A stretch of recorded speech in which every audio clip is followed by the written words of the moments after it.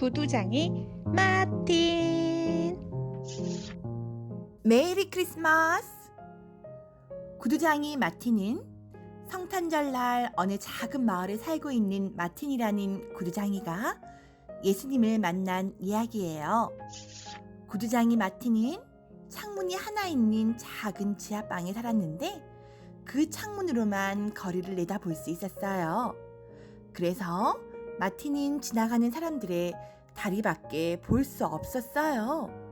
하지만 마틴은 신발만 보아도 그 사람이 누구인지 알 수 있었어요.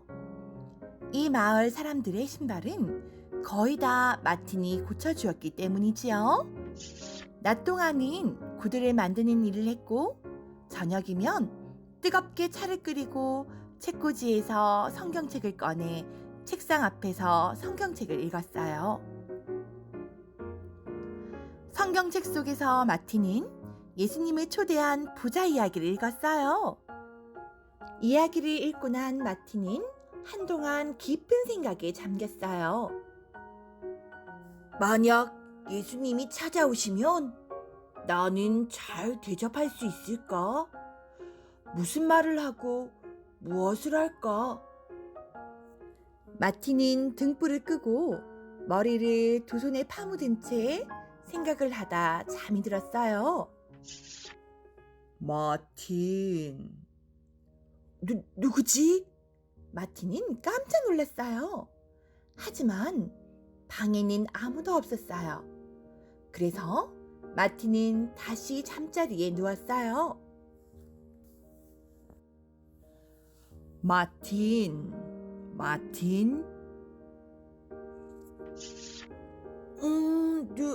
누구지? 마틴은 깜짝 놀라 잠에서 깼어요. 하지만 방에는 아무도 없었어요. 그래서 마틴은 다시 한번 잠자리에 누웠어요. 마틴. 이번에는 더 또렷이 마틴을 부르는 소리가 들렸어요. 마틴. 아침에 거리를 살펴보거라. 네, 너에게 갈 것이다. 마틴은 일어나 눈을 부비며 눈을 뗐어요. 마틴은 이 소리를 정말로 들은 것일까요? 아니면 꿈을 꾼 것일까요? 마틴은 다시 한번 주위를 둘러보았어요. 하지만 아무도 없었어요. 마틴은 자리에 누워 다시 잠이 들었어요. 다음 날 아침, 마틴은 일찍 일어났어요. 마틴은 난로에 불을 붙이고 그 위에 물 주전자를 올려놓았어요. 그리고 작업복으로 옷을 갈아입고 창밖을 내다보았어요. 아직 이른 아침이라 거리에는 아무도 없었어요. 물이 끓자 마틴은 차를 타고 빵을 갈랐어요. 어젯밤 일은 꿈이었을까? 하며 생각하며 아침을 먹었어요. 조금 뒤에 마틴은 일을 시작했어요.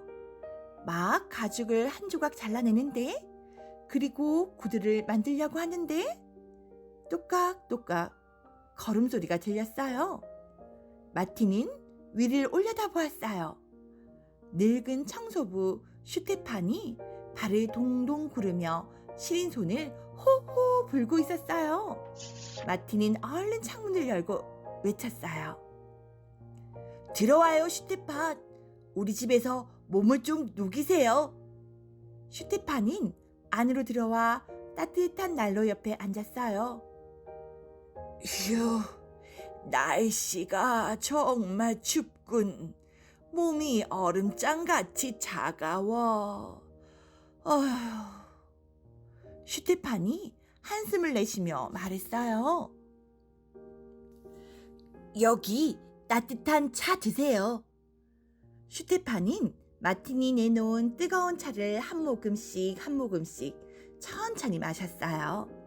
슈테판은 몸이 따뜻해지자 고맙다는 인사를 하고 돌아갔어요. 마틴은 차를 한 잔 더 마시고 난로 위에 양배추 수프를 올려놓았어요. 마틴이 다시 창밖을 내다보고 있을 때 어떤 젊은 여인이 아기를 안고 있었어요. 여인은 얇은 자기 옷으로 아기를 감싸 찬바람을 막으려고 애쓰고 있었어요. 마틴은 계단에 뛰어 올라가서 여인에게 들어오라고 소리쳤어요. 어서 들어오세요. 여기는 너무 추워요. 아기가 감기에 걸리겠어요. 어서 들어와 얼어붙은 몸을 녹이세요. 마틴은 여인에게 수프를 주고 자기의 낡은 외투도 가져다 주었어요. 그 외투는 크기가 넉넉해서 여인과 아기를 충분히 감쌀 수 있었어요. 여기 조금의 돈이 있어요. 이 돈으로 아기에게 우유도 사주세요. 정말 감사드려요. 여인은 허리를 굽혀 고맙다는 인사를 했어요. 여인은 두툼하고 따뜻한 마틴의 외투로 아기를 따뜻하게 감싸고 떠났어요. 여인이 떠나고 난 뒤 마틴은 남은 스프를 마저 먹고 설거지를 했어요. 그런데 어떤 그림자가 창문에 비치기 시작했어요. 마틴은 얼른 위를 쳐다보았어요. 누가 지나간 것일까? 아는 사람도 지나갔고 모르는 사람도 지나갔어요. 하지만 특별히 눈에 띄는 사람은 없었어요. 그런데 갑자기 거리에서 시끄러운 소리가 들려왔어요. 과일 가게 할머니가 사과를 훔친 소년의 머리채를 잡고 야단을 치고 있었어요. 이제 그만 녀석이 감히 내 사과를 훔쳐. 이 못된 녀석 혼이 나야 해. 어여여 아파요. 그때 마틴이 두 사람 사이에 끼어들었어요. 그 애를 놔주세요 할머니. 사과 하나 훔쳤다고 그렇게 심하게 벌 준다면 우리가 지은 죄는 대체 얼마나 큰 벌을 받아야 하죠? 할머니와 소년은 서로를 바라보았어요. 소년은 나직한 목소리로 용서를 빌었어요. 할머니 죄송해요. 할머니 제가 잘못했어요. 소년은 바구니를 들고 할머니와 함께 길을 따라 걸어갔어요. 마틴은 또 다시 일을 시작했어요. 내일 아침까지 끝내야 하는 일이 많았기 때문이죠. 곧 날이 어두워졌어요. 가로등불에 불을 켜는 사람도 지나갔어요. 마틴도 등불을 켜고 장화를 마저 꿰맸어요. 일이 끝나자마자 마틴은 연장을 정리하고 가죽 조각들을 치웠어요.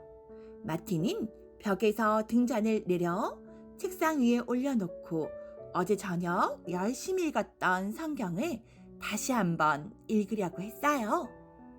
그때 갑자기 뒤에서 인기척이 나더니 누군가 다가왔어요.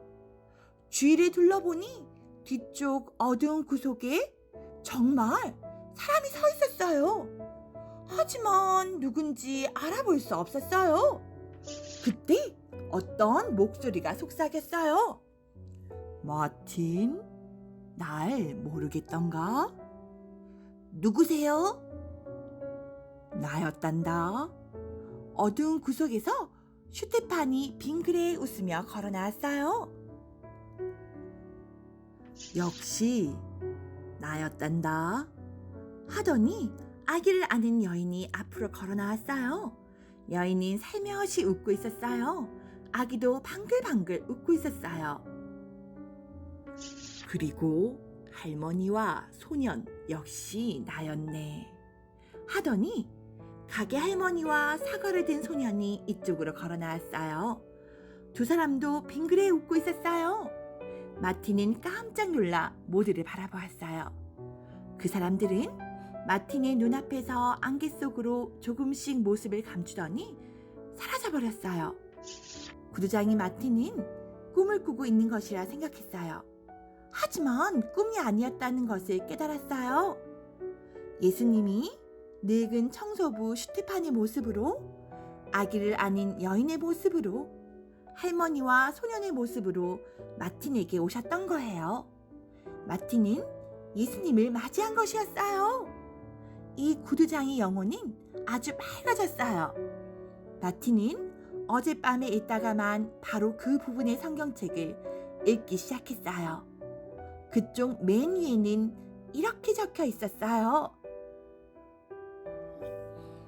너희가 여기 있는 형제 가운데 가장 보잘것없는 한 사람에게 해준 것이 바로 나에게 해준 것이다.